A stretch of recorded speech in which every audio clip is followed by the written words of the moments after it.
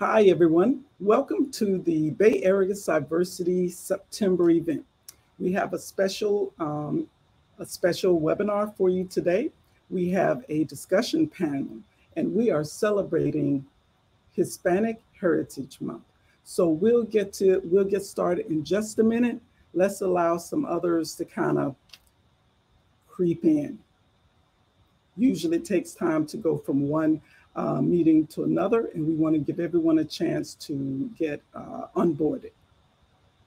We're using one of our new broadcast systems via LinkedIn Live, so we hope that you enjoy this experience.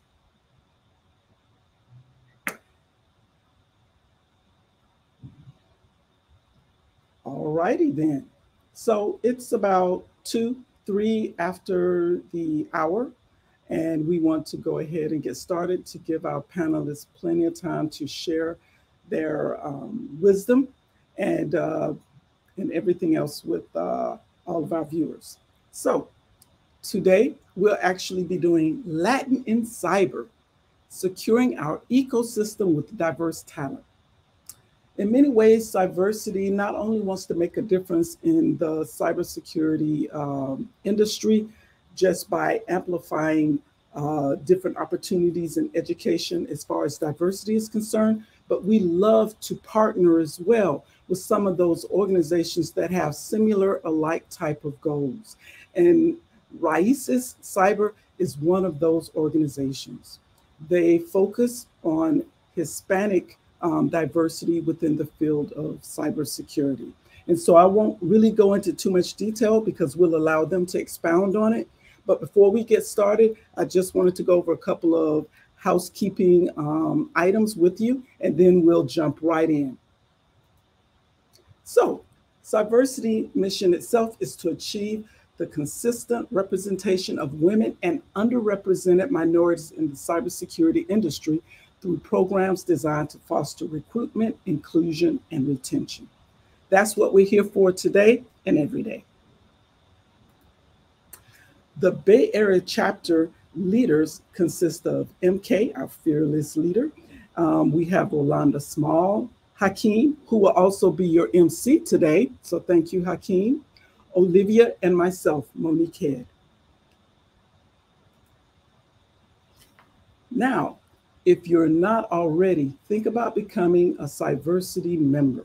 There are a lot of benefits to being a part of the Cyversity, I'll say it, the Cyversity tribe. That's the way I like to think of it, because we're there to support each other and to help uplift ourselves in the goals that we have for our life. So being a member, you'll have a chance to explore, to assess, to develop, and to connect with others. So please make sure to go to cyversity.org if you're not a member and become a member today. There are a lot of benefits to being a part of the community, educational opportunities, networking opportunities, and we don't want anyone to miss out because we're here for everyone. With that being said, October 29th to the 31st will be our annual conference in Orlando. We invite everyone to come if you can, and it's not too late, it's never too late. If you pop over to our website, cyversity.org, you can find more information. With that, I know we have a lot of specialized workshops for our members. Some SANS workshops that will happen, ISC2, ISC squared, they will have some different workshops as well. So there'll be plenty of opportunities to help improve and continue to hone your skills as far as a cybersecurity professional is concerned. So please do take a look at that. Please come. Everyone is welcome, and it'll be a great time. Now, for the main event. Today, again, we'll be talking about Latin in Cyber, and we are celebrating National Hispanic Heritage Month. And that's from September 15th to October 15th. And what's great about it, it spills over Cybersecurity Awareness Month, which is the month of October. So we're kind of getting the best of both worlds at this particular time. As I mentioned before, Hakeem, who is a Bay Area leader, he will be our MC, our moderator, our host. And with that, we're bringing over Yvonne Rivera. We're bringing over Eric Belardo. And Yadriana Rodriguez. So, Hakeem, I'm going to take it. I'm going to ask you to take it away. And thanks so much for being here. Great. Thanks, Monique. And thanks to everybody. I hope you're enjoying Hispanic Heritage Month. I would like to take a minute to welcome our guests on stage. Um, and as you come on, I have three sort of kickoff questions for us. One, can you introduce yourself and your role at Raíces? Two, could you tell us about your current day job or gig? And three, could you explain what does Hispanic Heritage Month mean to you? And we'll start off with you, Eric. Hello, everybody. And Hakeem and Monique, thank you very much for having us here in the webinar today. So again, my name is Eric Belardo. I'm the founder of Raíces Cyber. And Raíces Cyber is the Hispanic, Latino, Latina, Latinx, and all our allies association in cybersecurity. And like I said, I'm the founder and executive director for the organization. During the day, like you said, day job, I am the business unit security officer for 5G and telco operations for Dell Technologies. And, you know, Hispanic Heritage Month is the time of the year that we unite and celebrate the Hispanic culture, which we're 29 plus countries united by two different languages, Portuguese and Spanish. So that's it's a wonderful time of year, and like you said, this year and every year it intersects with Cybersecurity Awareness Month, and it gives us a perfect time to look at Hispanics in cyber. Thank you. Wow, 29 different countries and two languages. Great. Next, I would like to invite Yadi. Hi. Thank you, Hakeem. My name is Yadriana Rodriguez. I am a volunteer with Raíces. My day job is a network security specialist in the InfoSec engineering team for a local bank. But I'm also dipping my toes into cloud security at this time. So I'm a soon-to-be cloud security specialist as well. Hispanic Heritage Month, to me, is the time where we can really highlight and bring to the forefront the contributions of Hispanic and or Latino folks in this country. It's an amalgamation of all those folks that have been the first of anything, whether it's the first person in their family or the first person to be elected, appointed to the Supreme Court, for instance. So it's a sense of pride and joy to be able to see, you know, people that look like me or have, you know, my same heritage highlighted in such a positive way. Very true. Yes, it's very important to have role models to follow. I know I have modeled myself after some of the people I've seen come before me, and that's really been helpful in my career. So next we have Yvonne. Hello. Again, I'm Yvonne Rivera. I am the Deputy Executive Director of Raíces Cyber. So basically, I'm Eric Belardo's right-hand gal. During the day, I am the CEO, along with many other hats, for my small business, Cybermite. What does Hispanic Heritage Month mean for me? I think one of the things that I think about when I think about Hispanic Heritage Month is seeing all the cultures come out and, you know, hold events that that showcase everyone, all the different Hispanic cultures, you know, what got us where we are, how we dress, what we eat, just all of our different, you know, how we were brought up. But sorry about the storm. There's a storm outside. It's Florida. So yeah, I love the, like Eric said, that kind of like how everybody gets together and tries to learn about each other's cultures. And obviously doing these panels during this month, especially so I can kind of voice myself and let everybody know that, like Yadi said, there are people that are Hispanics in cybersecurity. So this is a very, this can be and will be, and is on its way to be a very diverse, you know, industry, which is cybersecurity. So yeah, that's what Hispanic Heritage Month means for me. Thank you. Thank you. Wow. We have, like, you know, corporate, entrepreneurial, cloud, and the diversity between it.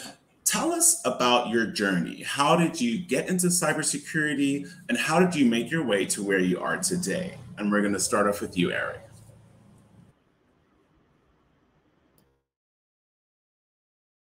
You're muted.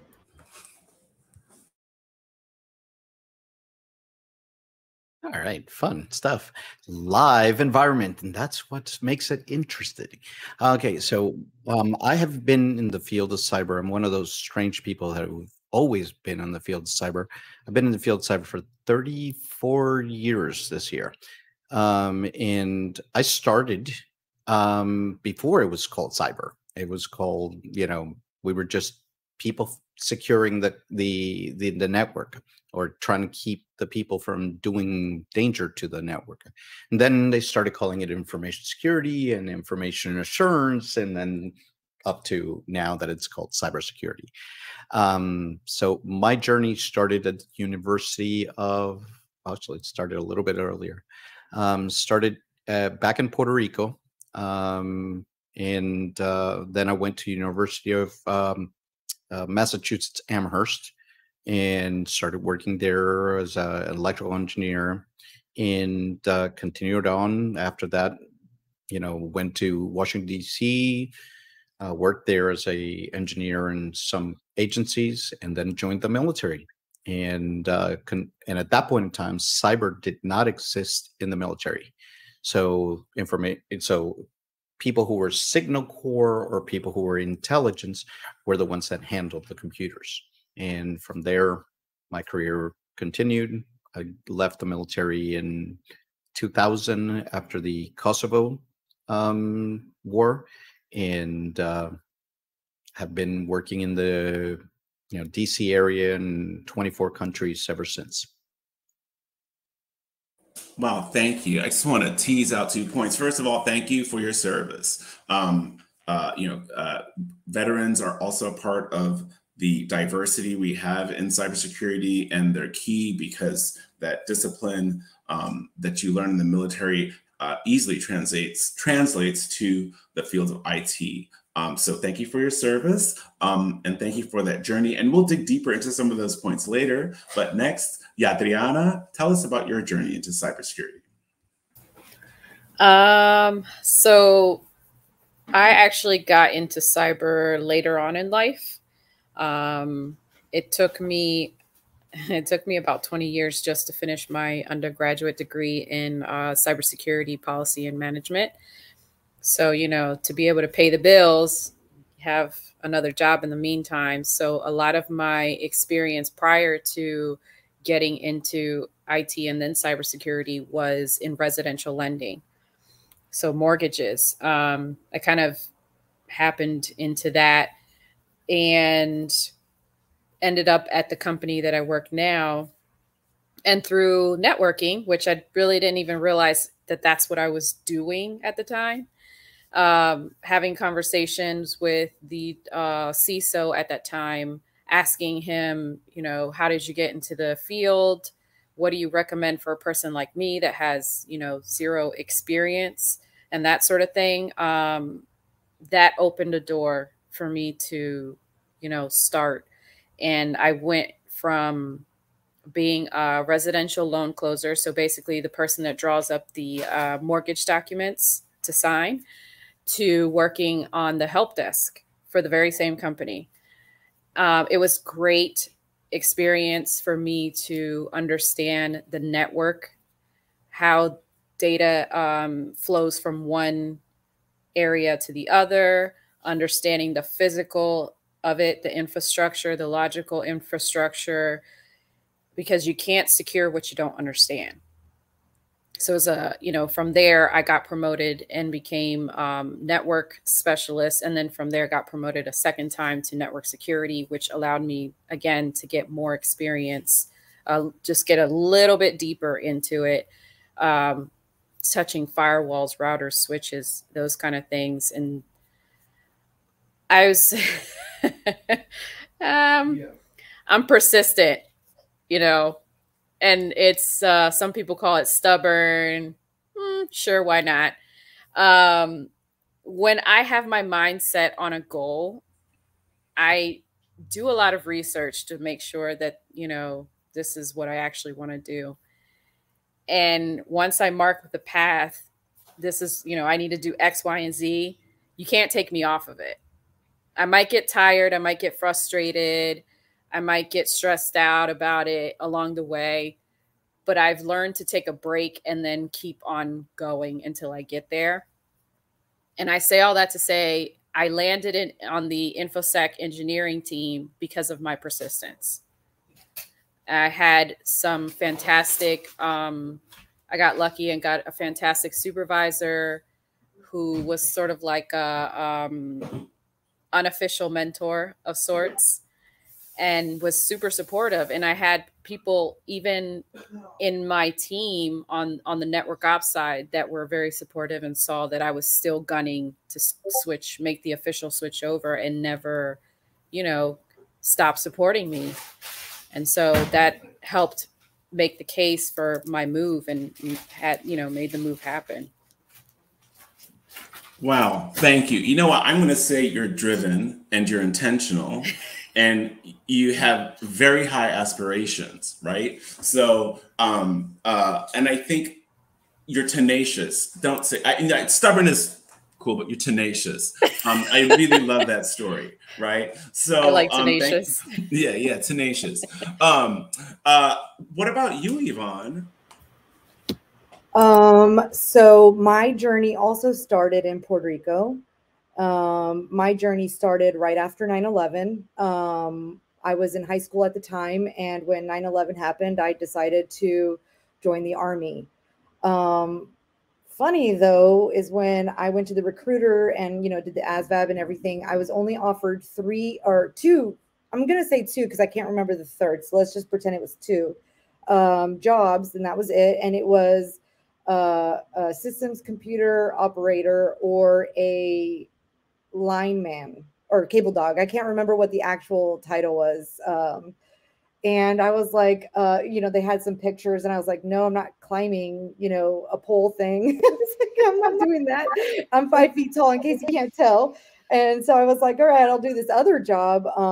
And, I have had no experience with computers, never even knew what it meant to be a computer systems operator analyst. And so I joined the Army, and then like Eric said, also during the time, when I joined the military, there was no cybersecurity. It didn't exist. It was called like information security. You were just keeping information secured. And honestly, all it meant was putting a cover on some documents, maybe color coding your cables, maybe really was a loose term. And I remember some of the few jobs that I had in cybersecurity as a bottom of the line private was, manually running antivirus software through a CD across the whole, the division during deployments. That way the systems could be up and running. So I'd go from one computer to another computer with a scanner. I'd come around with another CD with patches for Windows, one at a time. I did have to, do some cable running and that kind of stuff. But my journey definitely started by accident. I just kind of found my way into cybersecurity. It's definitely my passion.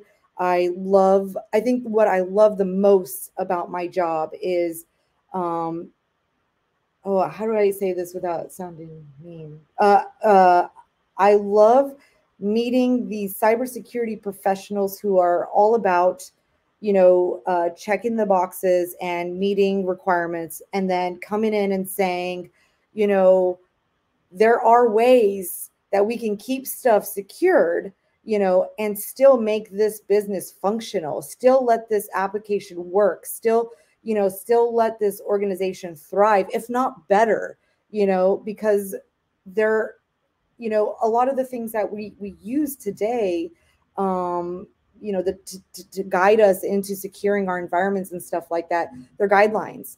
But a lot of organizations, just like the government, they require them, they're yes or no. And then I come in and I just I like to be that, like, maybe, let's do it like this instead. Yeah, like maybe. I love just doing that research like Yadi does. I love just saying, well, what is this really asking us to do? Like, what is the purpose of this requirement? And just kind of like really breaking it down. But that is my journey. Like I've been doing it since I was 17 years old. I started in the military. I went into government work, and then that wasn't for me. I did contracting. That wasn't for me. And so everybody put it in my ear that I should start my own business. So sometimes this isn't for me. Today it's for me though. And for my position as the deputy director of Raices, that was Eric who begged me. And thank you, because I do love my job. I do love that job. So wow. Yeah, that's my journey. Wow. Yeah, I don't think you're passionate enough. I'm really feeling the passion and the love right there. It feels like, yeah, I'm just, okay, fantastic. And thank you for your service too. Really, thank you for your service, and thank you for all you do. So I want to sort of tease out a couple of things that I've heard. Tell us about your transition from government or the military into like corporate, jobs, and how did networking help you? How have you intentionally or unintentionally leveraged your network? And maybe walk us through a couple of scenarios, sort of like Yadi did. And we'll start with you, Eric. Well, you've heard the phrase, it's not what you know, it's who you know. And it's very, very true in the field of cybersecurity. Having a strong network and having those connections between people, between companies, it's going to help you in your career, blossom. In my personal life, the networking and the connections that I've had over the years have turned into friendships, have turned into mentors and supporters, and people that, can make you who you are. So developing and cultivating all those contacts, supporters, mentors, people in the industry are going to be very, very important to you in your career. They have been to me. I have a group of people that, whenever I need anything, I know that I can go and they can, tell me the truth or tell me, encouragement, or just really kick my butt and say, get back up there. So. Fantastic. And how about you, Yadi? So Hakeem, we're going to change it up on you because my alarm just went off to go get my kids. Oh, okay. Sorry. Yeah. Go ahead. Yeah. You go ahead. Let me tell you what I just had, like a brain blank. Oh, networking. So I wasn't really good at networking. I'm a bit awkward, I think, in meeting people and that kind of stuff. But after I joined Raices and after I started my business, I think I I don't think I did it intentionally, but I think it was more like it happened. It was a happy accident.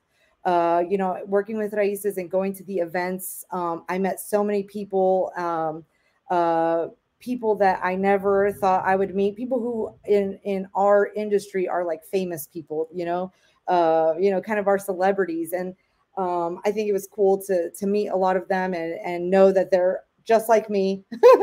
You know, networking has, I think, given me, I think that being able to network with people has made me more comfortable, which has given me a little bit more of a voice and has made me less nervous to just kind of get out there, which in being an entrepreneur, obviously you can't be successful without being able to network. So that was just a skill that I didn't really have. And it's being perfected every day. Yeah, it's definitely not an easy thing. But, you know, without having these people that know you, you know, really know you and having their connections, you know, it's really hard to kind of break in as an entrepreneur, even as a nonprofit. Right now, we're trying to, you know, create this, you know, build out this event, Raíces Con. And if it, you know, I've learned that if you're shy, if you're not willing to just put yourself out there, you know, you're not going to get sponsors. You're not going to get people to come. You're not even going to have people know that this thing is happening. So I think at the very beginning of our process, I was just like, I don't want to call these people, Eric. I'll just email them, you know, and it's kind of, you know, like we're at crunch time and it's like, hey, are you coming or not? Let's go. You know, so it's like, I think networking is very important. It is extremely, it's more important than I ever thought it was. But I do think that it is something that might not come very easy to everyone. But I do know practice does make perfect. And the more you do panels like this, the more you go to events, the more you just kind of mingle with, join local chapters, the more you do stuff like that, I think your journey will become just a little bit easier, because you'll have these people in your network that are going to help you. And then you can trust them. They're giving you guidance. They're saying, hey, Yvonne, you might want to tone it down a little bit. I get that one a lot. You know, things like that. But yeah, I definitely think networking is still helping me every day through my journey. And my journey's not done yet, you know, so, you know, I still got a long ways to go. So wherever I am in this journey, you know, the people in my network today are absolutely helping me. And the ones I meet tomorrow are probably going to help me too. So, and I got to go because not only am I the CEO, but the deputy director, but I am a mom of 5. Ooh.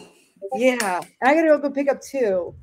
So drive safely. Watch out for those thunderstorms. Thank you. And you know what, while we're on the topic, maybe Eric, can you give us a little pitch for the conference coming up? And then we're going to go back to Adriana and networking.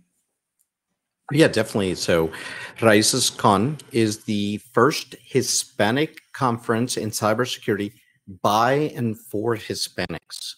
So this is like Adriana said, you know, let's celebrate the firsts. You know, this is a first for our organization and for the community. You know, we talked earlier about, you know, the discrepancies in the field of cyber. And one of the things that people don't really recognize is that there's only 4% representation of Hispanics and Latinos in the field of cyber. It's a very low number of Hispanics and Latinos. So one of the things that Raíces was founded on is increasing that representation, bringing more people. And it's not just, you know, while we focus on Hispanic, Latinos, Latinas, and Latinx, we also bring up our allies and work with people like Cyversity and our partnerships with Cyversity and other nonprofits like Black Girls Hack, Women's Society of Cyber Jitsu, WISIS, and all the other nonprofits out there. We all are trying to increase diversity. So RaicesCon is October 6 and 7 in Philadelphia. We have 4 speaker tracks, one for students, one for teachers, one for diversity, and one for all of the techies out there.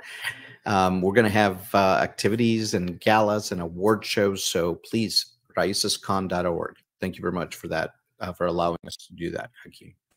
No, it's a pleasure. So getting back to it's interactive, so let's keep it flexible. But Adriana, tell us about your networking. Tell us about how networking and Raices or any other sort of agency or community group has helped you along your career and gotten you to where you are today. So my experience is a lot different than Yvonne's and Eric's. My experience has been strictly in the private sector. I have never held government job, government contracting. But interestingly enough, I got the idea to get into cyber from someone that used to work for the NSA. And she was a Black woman. So she had, talked to me once and said, have you ever considered cybersecurity? And I looked at her and I was like, what is that? And she explained it to me and then had said, there's a lot of opportunity out there, a lot of agencies and companies that are trying to boost the diversity in that field. She was like, you would be perfect for that. So she planted the seed. And that discussion I had with her happened, 10, 15 years ago. And from there, I started, doing my research into what cybersecurity was, how do you break into it? And it was not easy at all. It was not easy for a number of reasons. Networking, as Yvonne had said, for someone who is not naturally gregarious or an extrovert is difficult. And that's how generally I would describe myself, as kind of an introvert. But I've had to learn how to flex my networking muscle in order to be able to make the connections I needed to understand this field. I didn't realize how large the field was to begin with. That was the first problem. Well, actually, not really the first. The first problem is that it was hard to find other people like me that were in the field. I'm the only person in my family that is in cybersecurity or anything computer related. So I didn't have anyone to really, speak to. A lot of the information that I've gleaned over the years has been, either through the internet or finding other people happening upon them, whether it was through conferences, whether it was through attending talks or happening upon, volunteering for Raices. That's how I figured a lot of these things out. And as I had mentioned before, I had networked with the CISO at the time while I was still in a completely different department to be able to get my foot in the door. And he had passed my name on to the network ops manager and the security ops manager as well.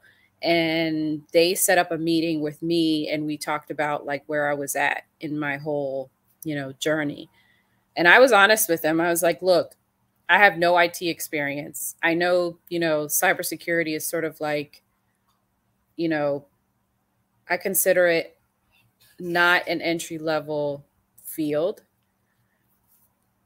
That's just my opinion, but based off of my experience, I don't think it's an entry-level field. There's just so much to it that there's like minimum basics that you really should be familiar with depending on what domain you go into. And they both came up with a plan, and I was able to intern with the IT department once a week for a few hours while still maintaining my position over in a completely different department. And that got my feet wet. And it was for the sole purpose of, this is what, it looks like to be on this side of the house. And once a position became available on the help desk, then I applied for it, and that started my whole journey. But even when I got into IT, I didn't stop. You know, every time a new person would come onto our team, whether it was on network ops or on the SOC side, you know, I would ask the same question: how did you get into the position you're in now? And in particular, with the folks that would come into the SOC, how did you get into cybersecurity is always the number one question. And I found that that was actually a really good question to ask for anyone that I came across that was in that field. And then, of course, you know, what is it that what they do, and what part of cybersecurity that was? Because once you figure out that cybersecurity is like huge, then comes the next, you know, the next beast you have to tackle is like, oh, where do I go? Because that was it. That was always the following question they would ask me. It's like, oh, well, where in cybersecurity you want to go? And I'd look at them like, what do you mean? It's like, it's way bigger than than you think. So, yeah, networking is hugely important. And it's like anything else. It just takes practice, and you just keep on doing it. And it's kind of like making friends, sort of, if you think about it. You want to find something that you could talk to someone about, and it could be the smallest thing. I remember starting a whole 5-10 minute conversation with a recruiter I'd never met before, based on the fact that she used to live where I live now. So it's just finding those really small things that will start the conversation, and that once you get your, comfort level up, then you can, segue into whatever it is that you're wanting to, glean from the conversation. That's so rich, and there's so much to tease out of that. So, and I'm going to go sort of in reverse order because I should have been taking notes, right? Lots of pearls of wisdom there. So one is start with the relationship, right? You have to relate to somebody and find a common ground. 2, have that curiosity. I think it's very interesting to understand other people's journey into the field because the field is very vast. Another thing I'll argue with you with is there's some fields of cybersecurity that may not be as entry level as others, right? So, yeah.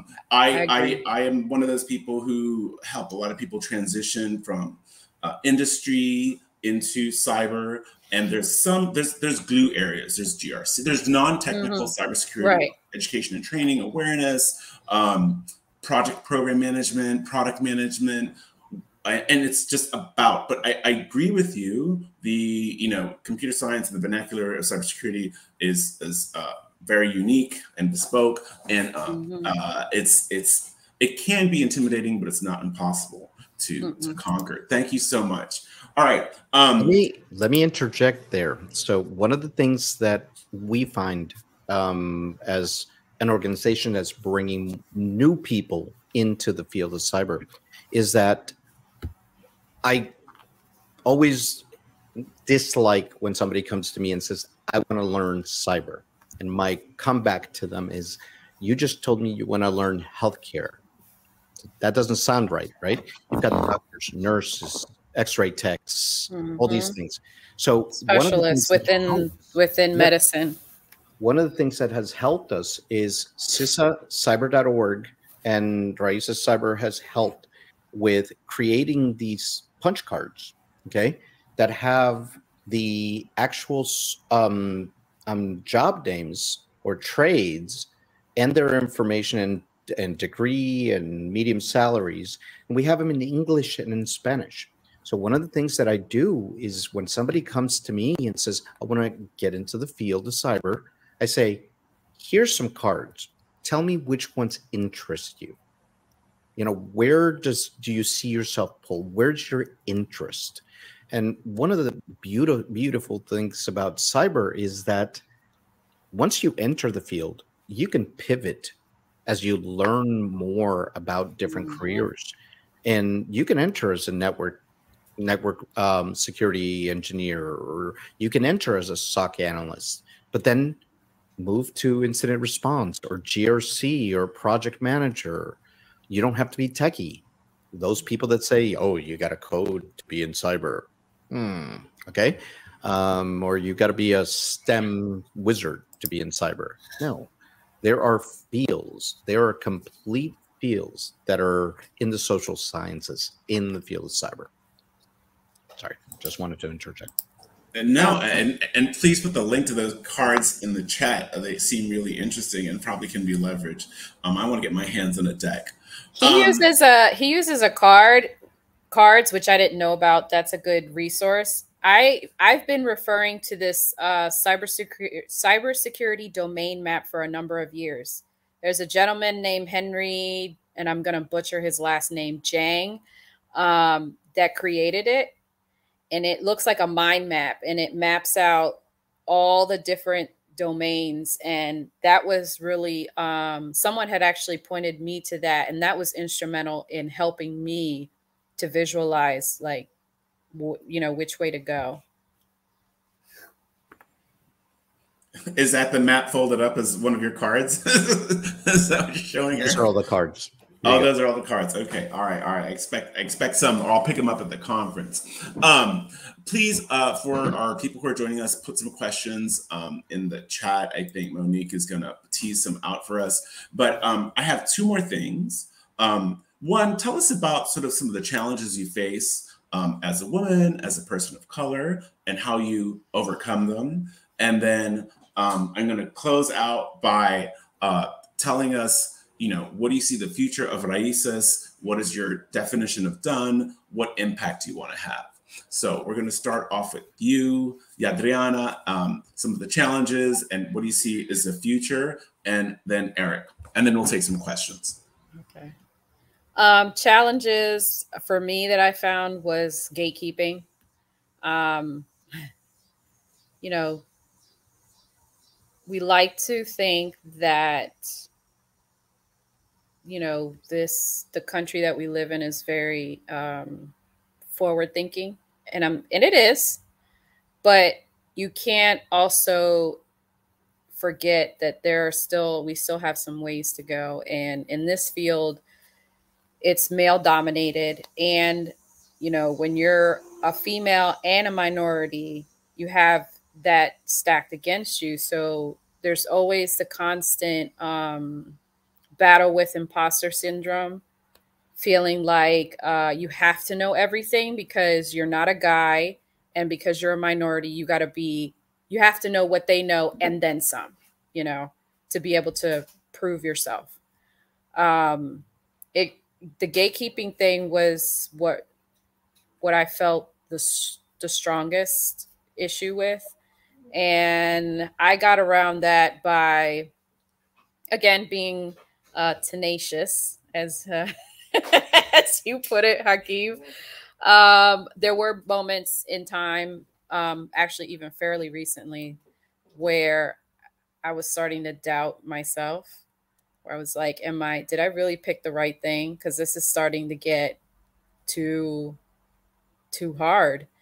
And again, because of the support system that I have, whether that was, you know, certain trusted people in my office or family or even my children, I always got that, you know, vote of confidence and that reassurance in some shape or form that you are doing the right thing. You are on the right path, and you know, you're going to find a way to get through it. You always have, you always will. So that's what I would encourage anybody who's trying to break into cyber, or they're just starting cyber.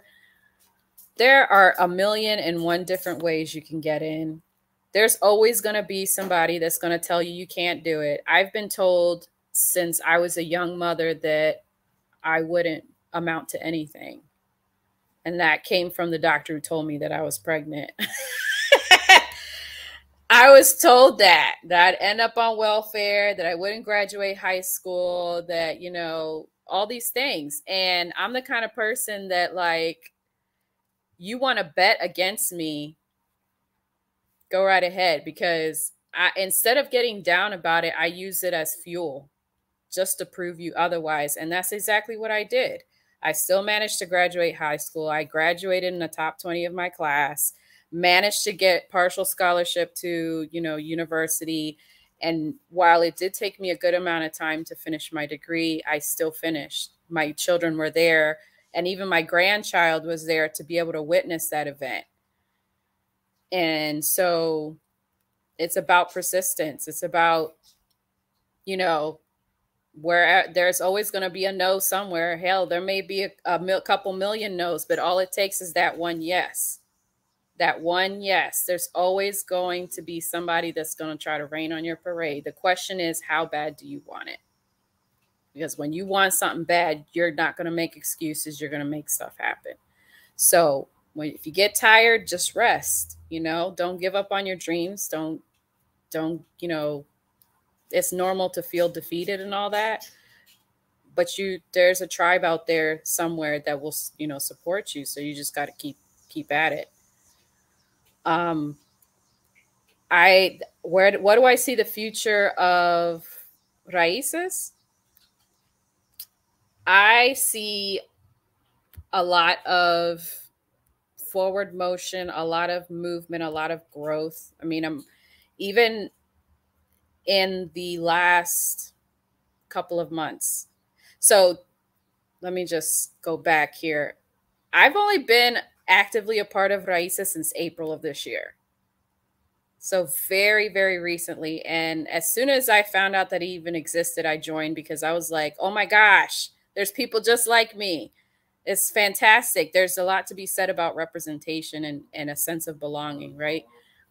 And even in that short span of time since I've joined, I've seen it grow so fast and so much, and with people that are going through, similar struggles and stuff like that. So I definitely see Raíces making its mark in the Hispanic, Latino, cybersecurity space, but not just even that, just, diversity, period. Thank you. That testify, girl, testify.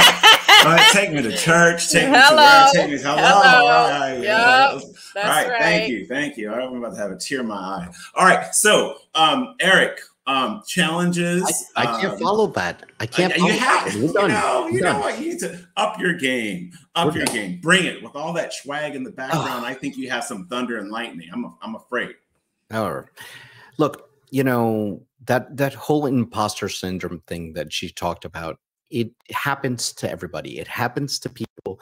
I've been in the field for a third of a century. Okay. And every day there's something that happens that I go, am I supposed to be here? Okay. For the first 20 years of my career, we joke around that I was the darkest thing in the room, as a leader, as a, when I reached the leadership side of the house, for a long time, it was me or somebody else of a different race. And that was it in that whole leadership area. And it still happens. And you sit there and you think, do I belong here? And guess what? I do. I do belong here. And I do need to be here. And I do need to be here because the people behind me are looking at me and saying, I want to see somebody that looks like me at the other side here. I want to be able to see somebody that acts and comes from me and is from the same area, or somebody to look up to. Okay. And I want to be able to see somebody that looks like me so that I know that there's a path for me to get there. So that's very important. But us feeling like we don't belong is something that just is ingrained, and it happens to everybody of every color. But most to us, the people, the BIPOC people that were there. So, it's been a journey for me as well. Being at the beginning when I first started, and I first started getting into these called the higher level, going from mid-level to, that mid-level career stuff. And I remember that people didn't like me because I felt like I had to tell people my resume so that they would accept me. And people were like, why are you telling me what you've done? And I'm like, and now I look back and I'm like, I was just trying to be accepted and know that people know that I knew how to do the stuff. But because I did that, people were like, why does he always have to give you your resume? And I had to learn to not do that, and not just say, hey, I've been here and I've done this and I've done this and I've done that. So, but it was a defense mechanism. Now that I look back at it, and a lot of people do that, because they need to, they want to be accepted. So we have to get to a point where that's not even a question. You're in the room. You deserve to be in this room. Feel that you deserve in this room. And that's very important. And one of the reasons that I started Raíces, and the Raíces, how did Raíces start was some people came to me and said, look, we just came back from this conference and we saw a handful of Hispanics. And I said, yeah, 20 years that I've been doing this, 30 years, it's kind of par for the course. And right after that, the Aspen Digital and ISC Squared Diversity Index came out, and it said that only 4% of the cybersecurity workforce is Hispanic or Latino. And Black is 9%, or at least in 2021. I looked at that and I said, this has to change. And then I went and did a research and said, hey, and I asked folks at Temple University, I said, can you please do some research and see if there's an organization for Hispanics or Latinos in cyber? And they said, we found Latinos in code, Latinos in web, Latinos in tech, Hispanic in code, Hispanic in web, Hispanic in tech. But in all those groups, there was a little pocket of cybersecurity people, but there was no one organization. And I said, you know what? Let's do it. We found it Raíces. The next day, I sent a tweet and I said, if I build it, will you come? And the next day, I woke up to about 1,000 retweets. So I was like, you know what? It's needed. We were founded in August 2021. And by today, we are in 17 locations in the United States and 3 international locations in Puerto Rico, Dominican Republic, and Toronto, Canada. So it was needed. We have close to 4,000 members, and it is, we say it's Latinos, Latinas, Latinx, and our allies. So it's a very big, important part that we are all inclusive. And that's where we try to help, bring people in, educate, mentor, network, and support them. And that's one of the things that we're doing and supporting that community. And we've seen major growth because of that. And even if you break it down to what Yari said, okay, is the importance of having a community that you can even be there and communicate. Our Discord, there's people that just need to have that encouragement, to have that family, that familia that we talk about. And that's one of our major things why we don't call them chapters, we call them local support groups, because it's all part of the family. I really like that, local support groups. And what an amazing organization. Wow. 3 international chapters. I just tease that out. And I have one question. So Dominican Republic, Puerto Rico, and Canada, Toronto. Right? And Toronto. Okay. How is that working in the Dominican Republic? There's a lot of Hispanic there. No. So I mean, do you have the same programs? Like how do you? Well, maybe I should come to your conference and find out. That's right. You have to come to the conference because some of the Dominican Republic representatives are going to be there. Okay. So, but no, we are our groups, do an event like this one every month. So they connect with the local universities, they connect with the local groups there that are doing want to learn, and then they have local events. We just had a major event yesterday, again with WISIS and RISIS Cyber in Chicago. We had over 40 people at the Cars.com offices, and they come and they interact and they learn and they join our organizations. So we do that, and we have different events in all 17 different chapters. Fantastic. All right, so Monique, welcome back to the stage. I think you're going to take us home, but first I'd like to thank you for your service. Thank you, Adriana. Thank you, Eric. Thank you, Yvonne, who's picking up her kids. You are all beautiful, amazing people. Keep on doing what you do. Monique, take us with, thank you to the Army. Monique, I'm going to pass you the mic for some Q&A and to bring us home. Okay, and so we only have a couple of minutes, but I've been looking at some of the questions coming in and a couple I want to get to. Now, Yari, I know that you answered this, but I'm going to kind of ask it again because I think this is a really important thing. It is that motivation you find to keep going. And when it takes 20 years or a long time, it's not always instant gratification. Mm-hmm. And so you gave a little bit of that inside where you go and you get that courage to keep going. But are there some concrete steps you take as far as taking the classes and juggling your real life, your day job with learning and continuing on with, your goals? Yeah. So I found out pretty quickly that I do well with self-paced education, like whether that was asynchronous or it was, live classes or whatever, which I'm sure for the current generation is like it's a completely thing, considering COVID just happened and everything was online. But that actually helped me out a lot because once I got my foot into IT and I started to realize like where the gaps in my knowledge was, I was filling them in through a lot of always ask somebody who knows more than you.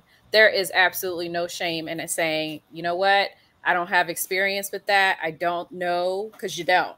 And here's another, not so secret about cybersecurity. It's like once you get in there, you think you know everything, and then it's like going from middle school to high school when you're like an 8th grader, and then all of a sudden you go into a freshman and you're back to being small fish in a little pond. Yeah. Same concept.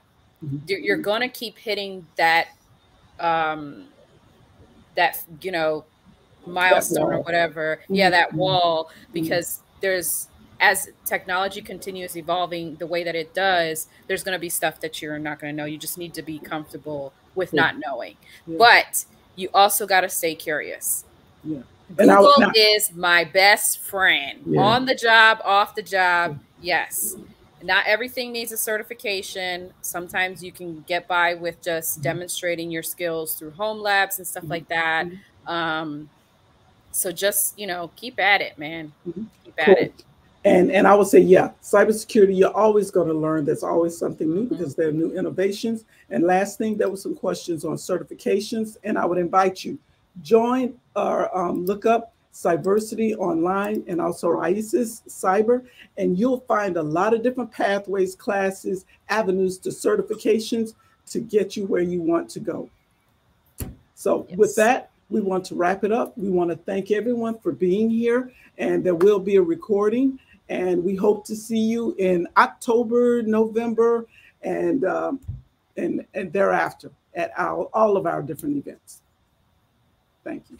Thank you. Thank you, Raisa. Take care. Bye.